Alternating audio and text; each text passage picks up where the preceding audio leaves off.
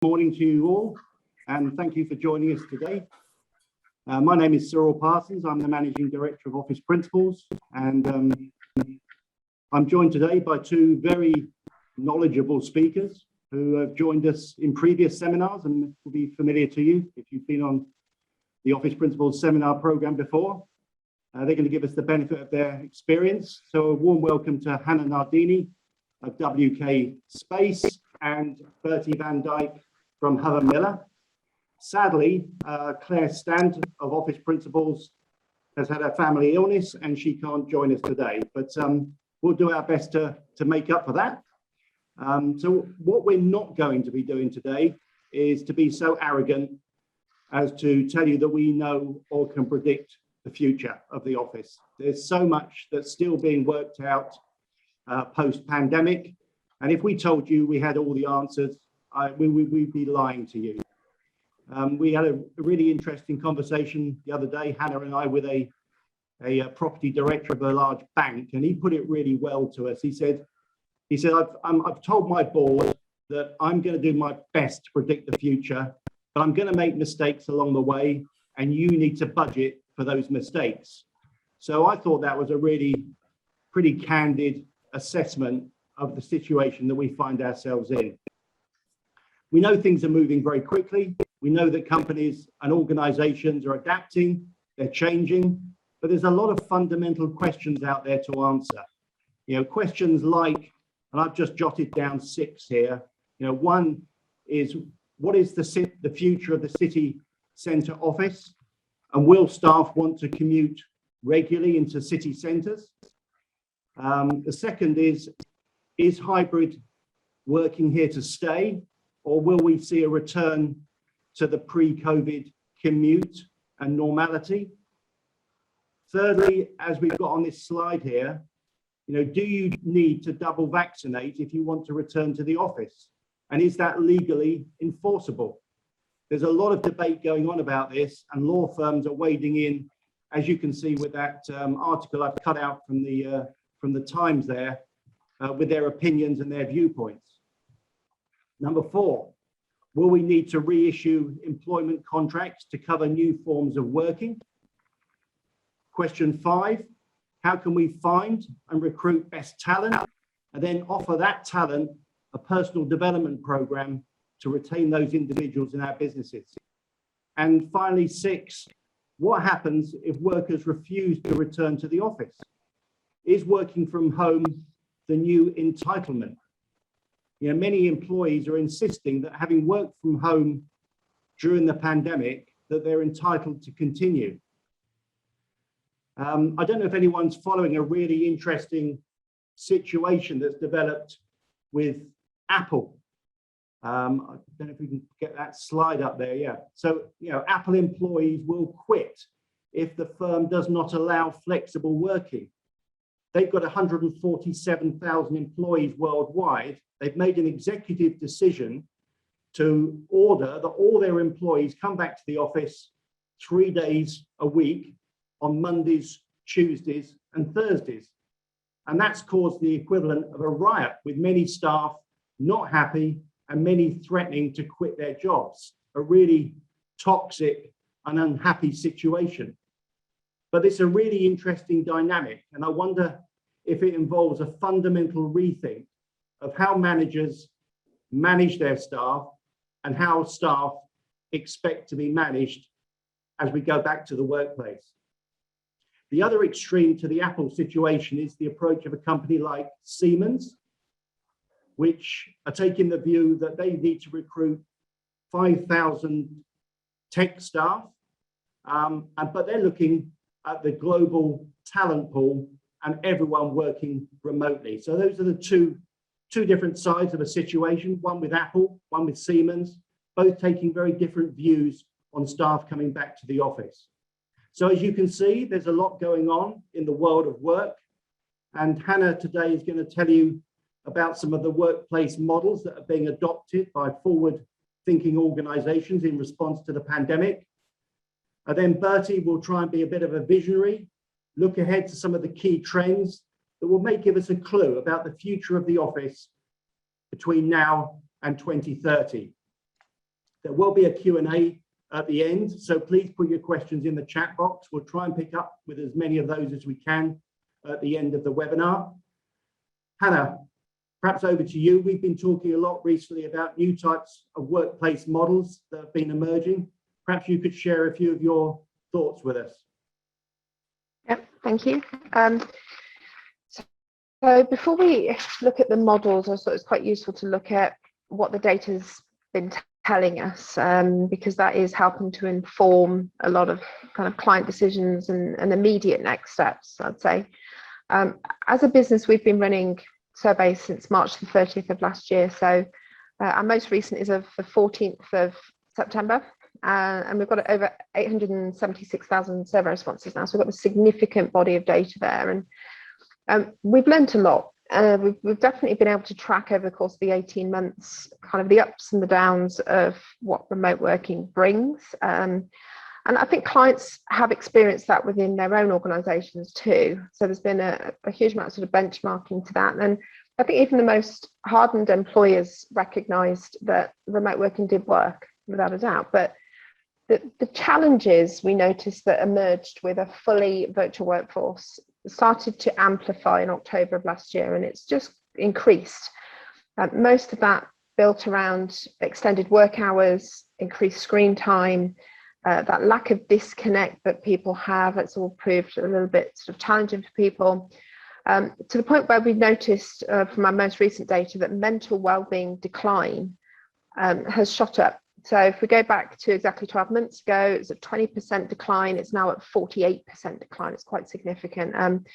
And one of the area that we think was really quite profound was about that sense of team, the feeling like you're a part of something bigger, that sense of community.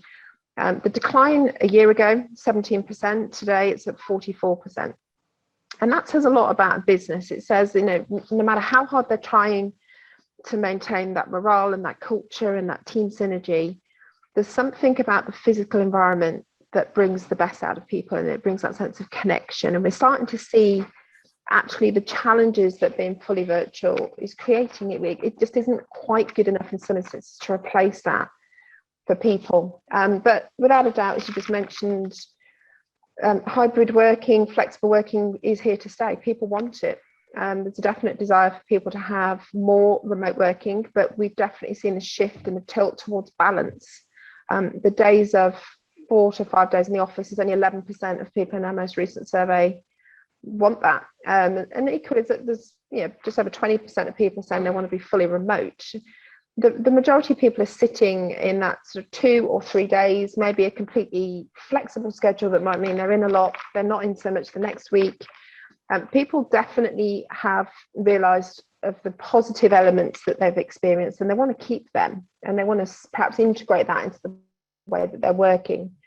So we hear more specifically the reasons why they want to come back, which I think is really important when it starts to look at workplace, is collaborative team working. So they will come in consciously to work with a team, less about I'm coming in just to sit and work in focus. It's about the need to socialise and that feeling of team bonding, reconnection. Again, that's one of the big declines that we noted. Training and in-person meetings has popped back in. People actually want to go back to seeing people. It's quite a refreshing change having an in-person meeting, not necessarily looking at a screen. So I think people are relishing that thought. Just to mix it up, and general maintenance of people's well-being. But we were asking people more specifically over the past 18 months, what's important to you, and we started to see that settle. So location that has amenities is important. People want it to be easy to get to. There's definite fear around public transport, so that is kind of perhaps looking at location in a slightly different way. If you are coming in, making sure your team's around you. So if you are going to work collaboratively, people want to do that in person. There's a definite emphasis on sustainability that's appeared, and that's very strong. And on-site catering keeps appearing. So kind of that connection to socialising. And I think employers are latching onto that. So we've noted, again, when we look at more dedicated employer surveys and some of our own clients, trying to make the office a place that people want to go to, and how do we pull people in and make it a space that they thrive in. But balanced with that, 45% of them want to reduce their real estate, 75% of them want to reduce their costs. So it's kind of wanting the best of both worlds. And it's like a very fine line really on how we strike that balance. But if we just look at then the decisions or what some of our clients are talking about as far as their next steps, I have to say there is no one route. It wildly differs for lots of different reasons, and it is molded around the data for that particular client, but certainly less emphasis on desks.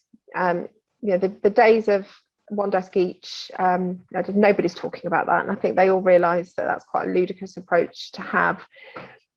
Yes, acknowledging in some instances desks still have a value. It doesn't really work where you can look at your diary and say, I've got a day of focus, I'm going to stay at home today. The reality is your day is interjected with different activities. So you do still need an element of that type of environment to some extent. But we're seeing sharing models on desks pushed down as low as 0.3 to 0.4 desks per person. So pre-pandemic, that might have been 0.6 to 0.7. So we've certainly seen a significant shift in that. And that's freeing up opportunities to focus on team collaboration, social areas, well-being specific areas. Well-being is taking centre stage in lots of ways. But then on the converse of that, we've also got some clients who have started to talk about the deskless office. So how about almost building cafes? So let's look at baristas. There's a lot of baristas going in, but let's provide constant supply of food and drink. You come in, there's team tables, there's nooks that you can go into to work in quiet, there's spaces for virtual meetings, there's informal and formal meeting spaces that come off that. So maybe the thinking is around kind of this social and this sense of community. And then you have the spaces that feed off that, which would be perhaps more catered around individual and group working. And the extension of that is the 24/7 office. Again, some are talking about looking at people's preferences on working patterns. Some people have found that they are better starting later and working later. Some people prefer that really early start and finishing early. Some people pick up and put down throughout the course of a day. So extending the 9 to 5 Monday to Friday, actually, could it be any time? The office is open, but also thinking then about the integration of more lifestyle services into the office. So we're seeing things like massage therapy, counselling services, pop-ups, so they could be like beauty bars, personal trainers coming in, even street food.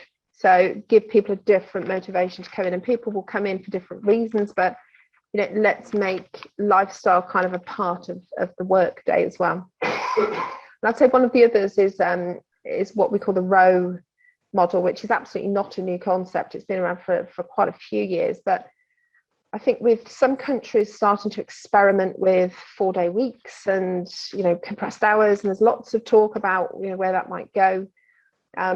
Kind of the row model is moving towards it. So results only work environment. It is a break from that 9 to 5 Monday to Friday. If people benefit, or allowing people to benefit from the fact that if they get the work done to the right standard, it's got very strictly controlled there. But actually, why is that not to the employee's benefit? Why does an employer need to fill the rest of their time? So actually, if you are highly productive and you get your work done quicker and you're a team player and you support your team, actually you get more time back. It's quite an interesting one. It's not for every business, but it doesn't get associated with a drop in pay or associated benefits. So I think it's starting to be talked about, whether we see that starting to come through. Some people historically have adopted that. And then the final ones I'd say is distributed work modelling, the realisation that you could employ talent anywhere in the world, in any time zone, and it will still work. And it's quite an interesting one to look at. It does kind of move away from that office mentality and more into hubs. But Matt Mullenweg, quite famously from Automatic, there's a really great webinar that he runs on this subject, or a podcast on this subject. But he actually created a business that works in that way. But they come together 3 or 4 times a year, and that's mandatory. They're expected to do that. But he found that his access to talent pool was so greatly significantly increased. Culture has been a significant high. people just work really well. So there is something in that, but it works particularly well, say, with international companies where you are perhaps trying to break those boundaries of what a traditional office would do. And then the final one is rotational working, where again, it's quite famously been done by consulting companies and in the past. So again, not an entirely new model, but rotating teams through the office. So certain teams get certain days where they're encouraged to come in. You know that you'll be in with your team or the teams that you need to collaborate with on those days. But it means that in some instances we've seen real estate drop by about 3/4. So it's a significant cost saving that can happen. But it takes coordination. It might mean that you don't get the right teams in at the right time. It might be a little bit of a disconnect. So there are some disadvantages, and like we say, it's not for everybody. So those are kind of broadly what we're learning from our clients. But yeah, quite a wide variety. Thanks, Hannah. That's great. So I've kind of summed that up. We've got the 24/7 model, which is fascinating. I think that people come in when it suits their lifestyle. We've got the deskless office. I like that. I think we're seeing a massive move towards people saying, well, why would I go spend an hour commuting into the office to sit at a desk when I've got a desk at home? So that kind of thought. I love the idea of a lifestyle office with pop-ups, personal trainers, street food. That sounds great. We've got row, we've got the distributed model and rotational working. Thanks very much. That's brilliant. Bertie, what's your thoughts? You're smiling there. I mean, I got on those points. I've got quite a lot of thoughts. I will get into the world of 2030, because when we start looking at 2030, it's a whole different ballgame compared to what we're trying to plan for now. Even just listening to what Hannah's talking about, hybrid strategies, it's different for every organization. It's that extreme of remote first, which means you go into a co-working space or an office once a quarter or once a month, or office first, which there's also nothing wrong with. For some organizations that will work, so which means you're in the office five days a week. And it's finding that balance. And the idea here is there is an absolute balance. For most of the research and the data that we get back, it's self-reported. So there's fantastic information from the Leesman Index. My favorite example from them is even within the same multinational organizations, they find that if you have a company, if you have an office that is average or below average, like the examples that they share, if you ask those people if they want to go back to the office, most of them, over 90, say, I want to work from home 4 to 5 days a week, which means I don't want to go in. But within the same organization, the same company, the same functions, if they have an office that is a Leesman Plus scoring building, so a great experience, fantastic work environment, over 90% of the employees in that building want to go back to the office 4 to 5 days a week. So self-reported, I cannot wait to go back. So that experience of the office is everything. For all of you that's joining right now, if you have the slight inkling, if you have a small idea that your office is just going to be average, exactly like Cyril just said, you cannot compete with the home. If I have to choose between getting ready and going to a not so nice place where it's too noisy, it's too distracting, it's going to be difficult to get there. If it's not a good experience, you're not going to beat someone having the choice around working from home. So the experience of that space has to be great. And then there's just one extra little data point I want to bring on that. We look at a lot of the self-reporting information. Some of the best information that I've seen recently, and I posted an article on this on LinkedIn, is there's an Asian tech company that measures productivity. So you can do it pretty well. So coding output compared to hours worked. And they have over 10,000 employees, and they measure productivity before the pandemic hit. So they had a pretty accurate number to show what their productivity numbers were at. Then they enforced home working. Now, again, the little caveat, the key word is enforced to work from home 5 days a week. And what they found is they had exactly the same output, except everyone worked 30% more every single day. which means their productivity decreased by 20%. And that is really quite a lot. So there's loads of things to take into account, finding the balance that is right for your organization, great managers being able to understand people's different situation. But that strategy is a really, really good point. I'm going to leave it there and I'm going to jump into the far future. Now, 2030 might not sound that far. It is really far ahead. Trying to predict the future, we really, really can't. So what we do as an organization is we do scenario planning. By scenario planning is all of you, every single day do scenario planning. If you're going, oh, I need to get to that place, I can take that route. That route means I'm going to take this implications. I don't want to get in the underground. The bus might be a bit easier. All of that is scenario planning. So we all do scenario planning all the time. We as a company for the last 30 years try and predict things by doing scenario planning. And the research I want to share with you today is actually some really quite interesting stuff that is based around some of the things that we're doing, but also what the UK government is doing. So the UK government has a foresight division, a foresight group, where they kind of focus on intelligent infrastructure systems. And what they did is they analyzed transport, technology, and energy resources and how it will influence what our future will look like in 2030. Now, they came up with 4 scenarios, what the world will look like in 4 kind of extreme scenarios in 2030. Now, there's 4 scenarios. We analyzed 3 of these scenarios with 20 other organizations to try and figure out if those scenarios happen, what the UK government is predicting, how is it going to influence you as a worker? And what is your space going to look like? What is a company going to look like? And what is work potentially going to be? We analyzed 3. The reason we analyzed 3 is the 4th scenario is something called tribal trading. And that is kind of doomsday scenario. And in that scenario, we're fighting each other for resources. So there's no need to try and figure out what an office is going to look like or what the world will look like for a knowledge worker. So we didn't analyze that one because there's no need for that. And again, if you have any questions, feel free to type it in the Q&A and I'll try and get to as many of these things as I possibly can right towards the end. So we focused on these kind of 3 key scenarios. And for each scenario, we came up with a name. And we try and figure out what a company will look like and the impact on the work that we'll be doing and the actual worker.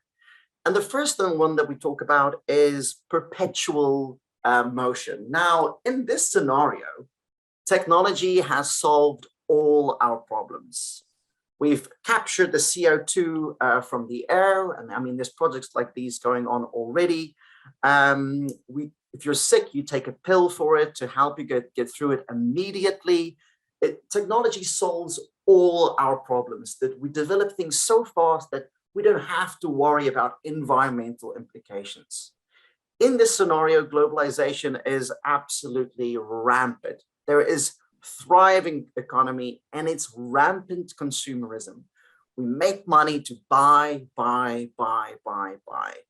The rich get richer, and unfortunately, the poor gets poorer. It's a super fast working kind of environment. And this kind of globalizations, you'll see just a few companies controlling most things. So just imagine kind of your Apples and your Googles, but even larger. It's a complete 2-tier society. We are always on, you're always connected. You might even be connected within your body itself. If you can imagine, your phone already kind of knows everything and you're continuously connected.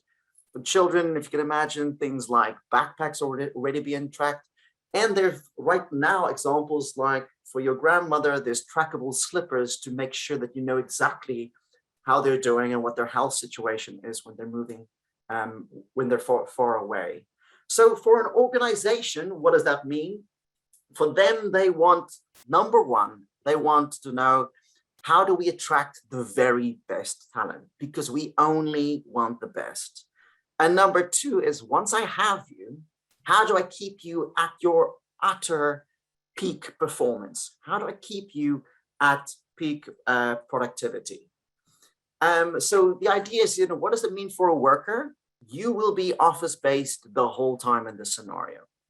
You'll work on multiple projects. You'll be monitored all the time, and it's a super highly pressured environment. And I just wanted to show you a depiction of what we came up with, what this scenario potentially would look like. So I'm just going to share my screen.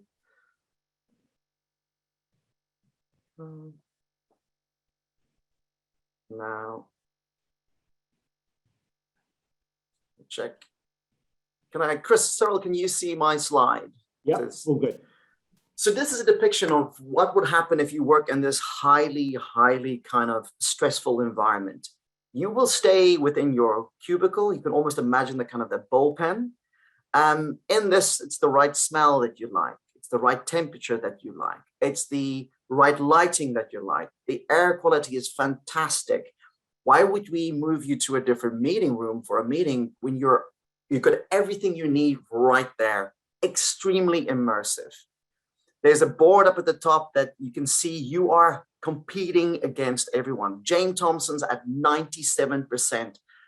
Employee number 6573, and they're the best one. I want to beat James. I definitely want to beat James. So everyone can see what's going on. Highly competitive. You don't move from the spot unless the sensors come up for well-being going, it looks like you need a rest. There's a yoga room on site, or there's a spa. Please report to the spa. Please report to the yoga room. You have to go do that, or the neotropics, additional drugs get applied to you. You're not at peak performance. Let's unlock more functionality of your brain. And I mean, some of these are still already happening. Take some drugs. Bam, I'm on peak performance again, and I can just continue. Everything's happening on site. Everything you need is within that actual space. There's spa rooms, there's well-being rooms. All of it is provided. It might be chaos outside the building.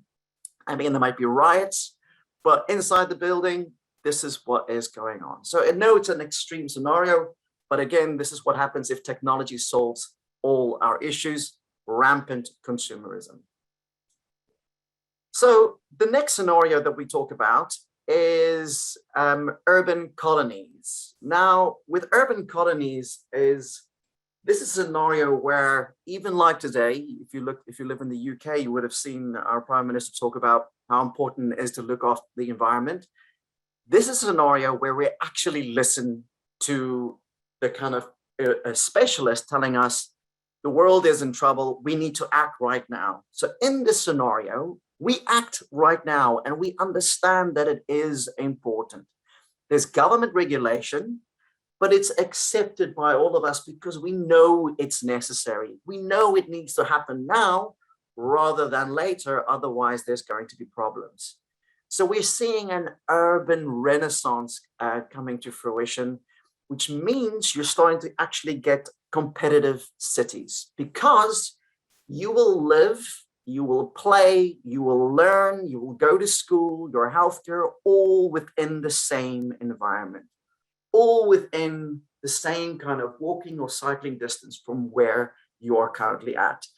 In this scenario, there is peer pressure, as in, why would you take a train to Manchester? Like, why are you flying to that area? Do you know how much carbon you will be producing if you do that? So there's social pressure not to do these things. You want to stay within your own kind of environment. So we understand that kind of there's government regulation. We understand that it's absolutely purely needed, and we kind of accept it. We're like, that's totally fine. We want to do with that. We want to deal with that, and it's fine. And for a company, we understand that it's shaped around our people. So we want to attract people, and it's all about their well-being. We want you to be happy. Of course, we want you to be productive, but we know that if we make you happy, you will be a productive employee. We share the same vision, we share the same values, and everything is localized for us as an organization. We understand that your flexible working is really important. You can work from home if you want to. If you want to come into the office, that's completely up to you, because you as an individual are responsible for your own productivity. But we have a face-to-face culture. We like coming into the space. We like seeing each other. We like to connect with each other. And that flexibility for us is really, really, really key. Now, I'm just going to share with you what a depiction of what the space could actually look like.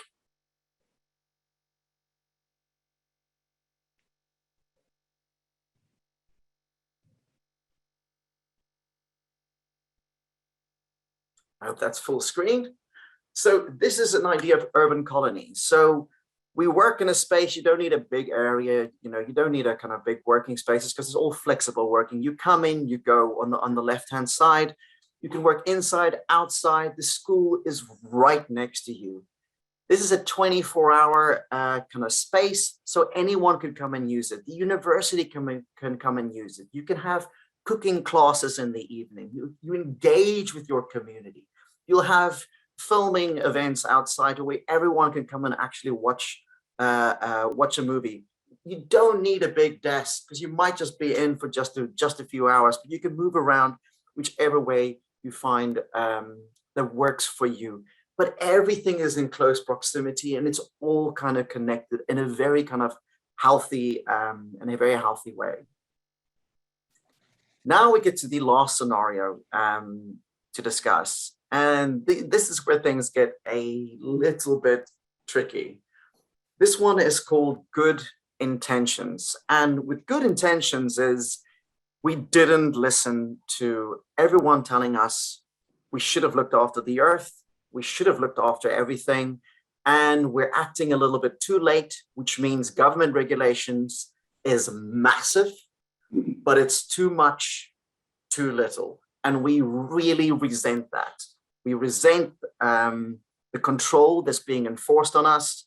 The company's kind of, for any organization, for any company, our main responsibility is to reduce our impact on the environment. That's one of our main things. Our main focus is operations director comes absolutely first.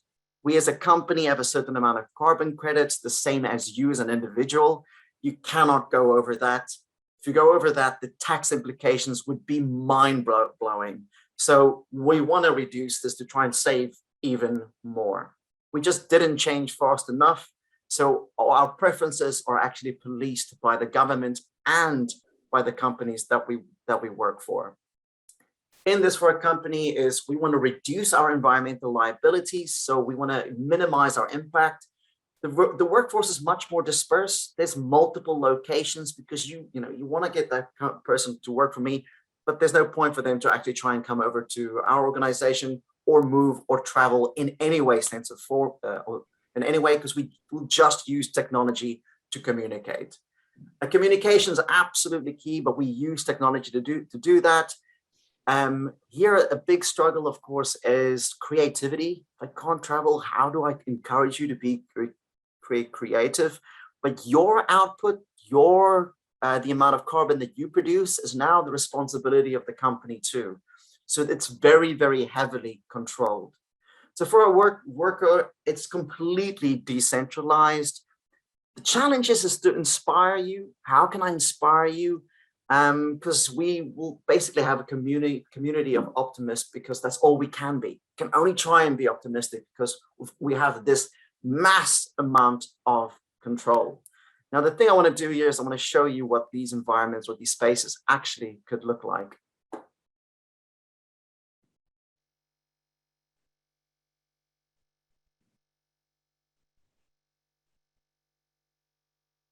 Okay. Ooh, no, that's the wrong one. Sorry. Let me just quickly get to it. Go. So this is what the space will look like when we don't listen too much and we are at forced control. Everyone, tiny desk, very, very small space when you come in and work, because I pay for that environment. The bigger your desk, the less I'll probably pay you, because I'm taxed on how much space you use. The operations director is the most important person in the room. The left-hand side, you see resource consumption. We want to reduce that. Whatever we do as an organization, we have to ensure that that is kept to an absolute minimum. We got great information around transport because we all share the same transport, whether it's trains or buses, whatever we have around. But the space and the environment that we're in is very, very compact because of the restrictions that is enforced on us. So on that note, I want you to think to yourself, what do you think what do you believe? All of you right now, what do you believe are the potential outcomes for 2030? Is it technology solves anything? So it's our rampant consumerism? Is it we listen to the environmental specialists and we start acting early? Or is it a little bit of actions too late? Or is it potentially a combination of the few? You can tell me in the chat if you want. I'll quickly open up the chat and see. It seems like urban colonies scenarios is already in place with some forward-thinking companies. Yes, we're already seeing some of those things happening, especially when it was in lockdown, when you started realizing, oh, I have all of these wonderful things close to me. And I'm using my local co-working space and I'm using my local environments and kind of building around that. So Christina, absolutely seeing these things happening in some instances already. Mark says, I suspect that it will be a blended answer. Yes. Again, these scenarios are extremes. A lot of time when we have these talks with people, we see people going, you know, the intentions of, yes, we were hoping to get everything right. Maybe technology solves some of these things. Maybe they don't. So government will have to implement all these heavy rules. The big question is which one would you want to have happen? You can also tell me that. So which one would you actually prefer if you had a choice? Which one would you like to have as a future in 2030? I can see here as I believe it will be mostly driven by every society's approach to how important life and work balance is. Yes, the only real stressor is if things go pretty bad and we'll have to enforce what you're allowed to do, and nobody wants to be told what to do they? We can see elements of all four scenarios today, but perhaps more of the good intentions than anything else. Absolutely right, Sam. You could have localized versions of each depending on the country and policies. So true, really, really true. A mixture of all elements. Preferences would be a preference would be urban colonies. We see that all the time. Also, scenarios will be linked to the nature of the business. That's true, absolutely true. What kind of organizations do you work with? I even know some co-working spaces that don't allow any companies to work in their co-working space unless they have a business that tries to improve the world around them, improve the environment around them. So you can already start seeing people choosing their suppliers, choosing the organizations that they work with based on their ethical output as an organization. And some will just not work with companies that produces weapons, for instance, or have a severe impact on the CO2 of the world. I believe we will dabble with them all, but I think we're likely to see more of the government, too little, too late options coming in the ways, and that is true. Many predict that is a potential scenario.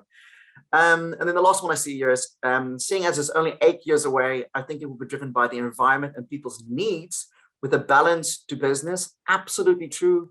But blended as now, but it's where the weighting will focus. That's true, which will be driven by the next generation coming online as investors too. So true. That next generation might make better decisions than potentially some of our leaders already have. On that note, I will say thank you very, very much. These are the kind of course, extreme scenarios which we plan to. We do many other levels of scenario planning. We do a talk on the future experience of work. If you're interested in these things, feel free to see it on the Hunter Miller website. Just of interest, in 2001, we did a scenario. I'm trying to remember the exact name, but the scenario focused on what happens if a global pandemic hits. So the scenario itself, again, and you have all the specialists around the world that try and plan what does work look like. And the exact things that we predicted happen. Virtual learning, virtual meetings, some of the things planned with organizations. It's amazing how one of these extreme scenarios that you thought it's not going to happen, there's not going to be a global pandemic, actually happened. And in 2001, we were saying these are some of the things that you would do and what organizations would do when it happens. So sometimes these things look extreme and sometimes they actually come to fruition. Not you would want them, but it's good to have an idea of what am I going to do as an organization? What are the specialists all around the world agree? What plans should I be making when these happen? Thank you very much for your time. On this note, I will hand it back to Cyril and Lee for questions. If you have any questions, pop it in the Q&A. I'm sure Cyril I might have some questions too, and Hannah and I will try and help and answer as many of them as we possibly can. Thank you very much. Bertie, thank you. That was very thought-provoking and kind of scary as well. So I know. And I guess none of us on this call like that idea of forced control. I mean, it's horrible, isn't it? But I was struck as you were talking about the amount of stress there is on an environmentally friendly workplace. I'm not asking you to comment on politics, but the Prime Minister is in Washington talking about this very subject at the moment. Do you think the government is doing enough and going fast enough for us? Absolutely not. Like 100% not. I'll happily kind of give you that answer. I think we all need to do significantly more. You know, we as an organization, we have a design for the environment team that literally specializes on every single element, every component. Where even at some point we're taking ocean plastic, taking it out, and then putting it 1.13 kilograms within an actual Aeron chair. So we're trying to super reverse it. Even you get the cradle to cradle kind of production, which we create, but it's even better if you can go take the further step. I don't think we do enough. I don't think we check our suppliers enough. You have to hold your suppliers accountable. We all have to play our part. And of course, on what level impacts there are is significantly more. I mean, realistically, fishing nets is the #1 problem in the world. 42% of the world's pollutions come from fishing nets because if my fishing net breaks, I leave it in the ocean rather than paying to recycle it. We as an organization go and pay fishermen for the fishing nets, take that plastic and actually try and put it in a larger, longer lasting polymer to go back into products. These are some of the things that we need to focus on, really what's going to have an impact on the environment. Another quick thing just to think about, and I don't want to lean on with this too much, but all of us, we need to think about these things. When we start talking about hybrid working, or I see some people talking about, it's very environmentally friendly working from home. Please note, there's a very difficult subject. If you drive 3 miles to work and back every day, or you cycle to work or use public transport, your CO2 emissions or your carbon production is actually increased. It's actually increased because heating our homes with gas and electricity is responsible for 25% of the world's greenhouse gases. So hybrid working is something that we need to take sometimes even further to understand what the implications are. So for instance, if you decide, oh, you know what, I'm not going to travel to work every day. I'm going to get myself a home in the countryside, in a suburb, lovely little home somewhere. A home in the countryside, on average, uses 3 times as much electricity. So the output is 3 times as much as a home within a major city. What car are you going to buy? Are you going to buy a car that uses gas? Are you going to buy an electric vehicle? What is the electricity supply to your home in that environment? Are you going to get green energy? Or are you going to get something that's produced and not that way? So there's a lot of complicated points around this. We shouldn't just assume that when I'm at home, I'm being green. So there's a lot of food for thought within that question. Sorry, I took that so far. Please go ahead. No, that's really helpful, Bertie. That's very, very thought-provoking. There's a few questions that have come in, some on the chat and some via email to our host, Hannah, I've got one for you. If we want to be really agile in our approach, how do you decide how much floor space you need? So that's, if you want to be really agile, how much floor space do you need? Any thoughts on that one? Yeah. So this is something we can help with.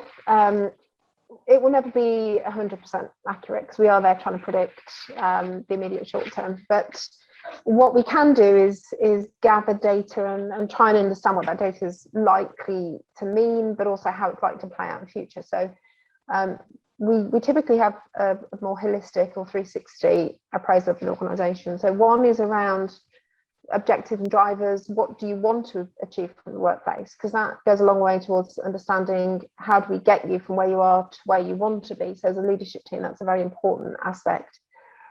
What is your adopted pattern going to be? So as Bertie was talking about all the kind of government approach, what we're finding in the public sector right now and a lot of civil servants is government's almost mandating the return. It's a return to the old way in a lot of instances, and that impacts on what their space needs will be. So if they are going to expect people to be back in 4 or 5 days a week, well, what are your opportunities in reality? And it might not be giving you as much back as you maybe want to get from that.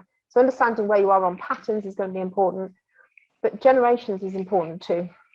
Understanding, how has the past 18 months impacted on the experiences of the younger of your generations? Where is their detriment? What did they learn? What do they want to see going forward? How are they being developed? Are their skills where we need them to be?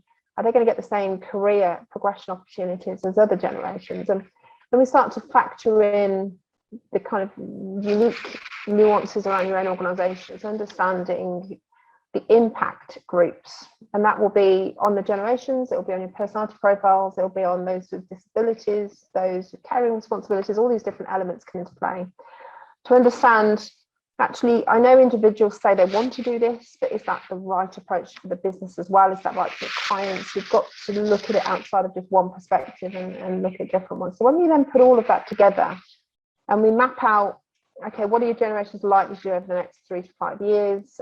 We can then start to predict a little bit clearer what the likely behaviours will be. And that can be used to churn out very sort of specific calculations, but they are based on hypothesis. So we would then say, well, on the assumptions that you adopt this type of working pattern and your workplace is centred around these core elements of well-being, sustainability, it's around digital integration.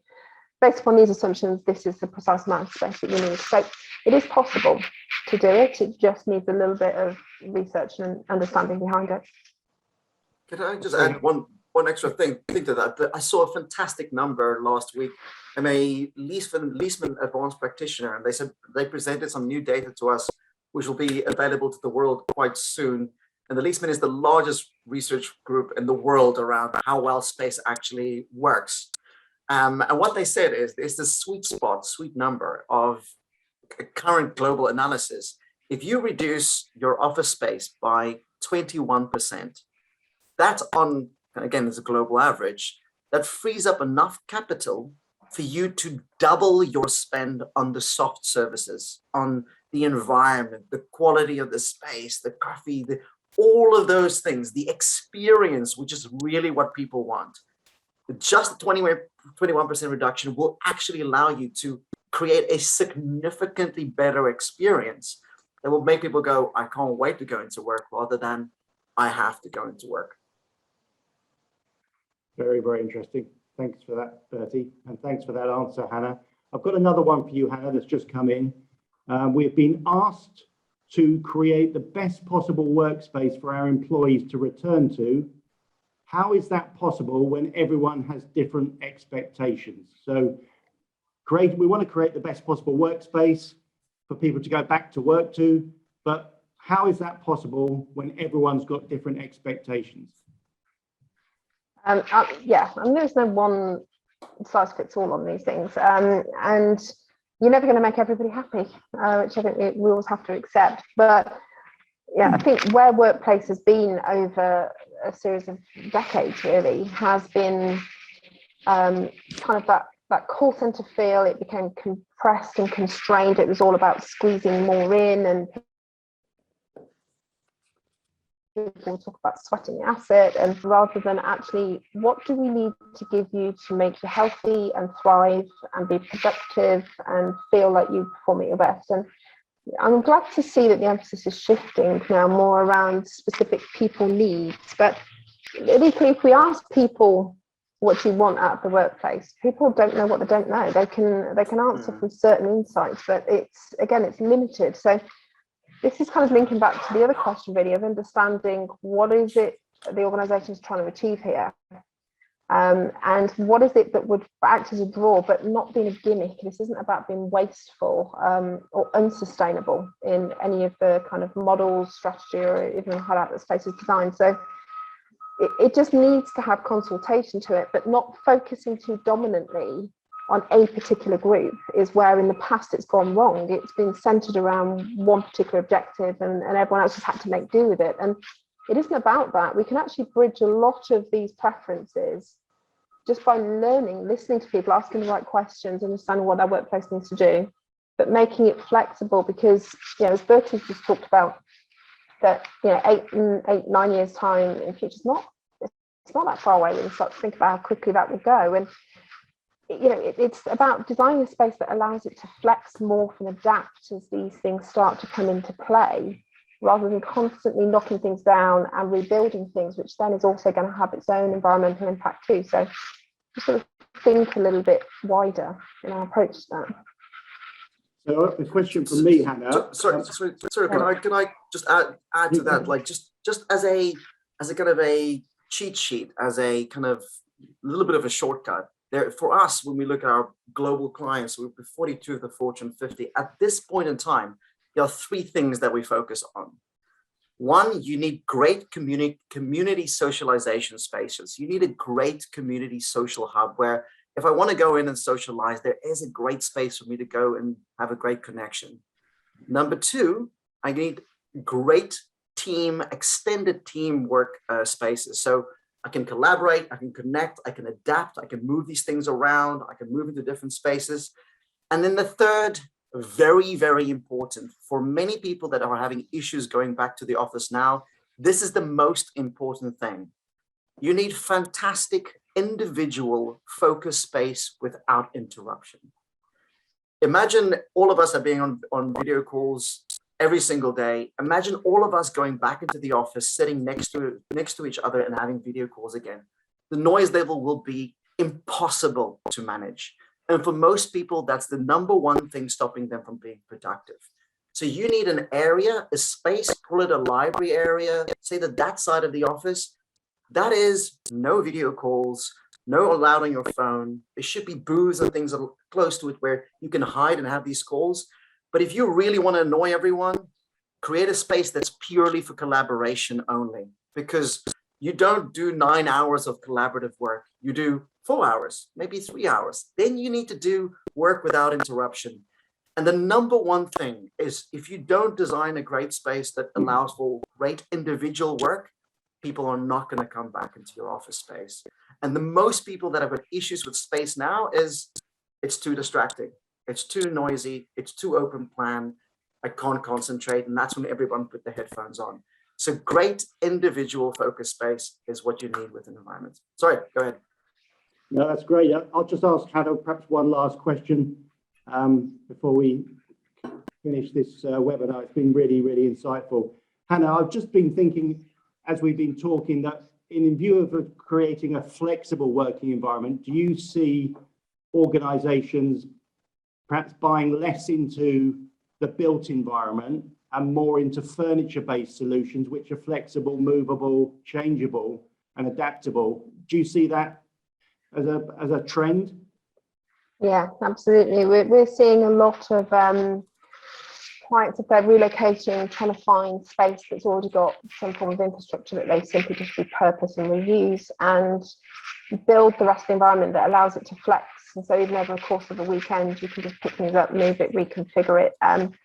We are in uncertain times, there's no doubt about it, and we don't truly know what the next few years looks like. So not having an environment that's too rigid and locked down is absolutely the way forward. So spaces that do allow you to just hide things off, or things on that are much more mobile, and reconfigure that environment. So as we learn, we can continually measure, monitor, and adapt to the environment to meet the new needs that are emerging. Yeah, we are seeing that. But as Bertie's mentioned, acoustics is key as well, though. So making sure you're achieving acoustics is significant. That's really important. Yeah, that's very helpful, because we're actually seeing so many new products coming onto the market to actually combat the problem of poor acoustics within the office. That's really important. Well, look, I think that's been a really, really great session. I really thank you, Hannah. Thank you, Bertie, for all you've contributed. It's been a really, really insightful and very thought-provoking. And I trust everyone on the call has enjoyed the time. So thank you very much. We'll call it a day, and look forward to seeing you on the next webinar. Thanks very much indeed. Bye, everyone. Thank you.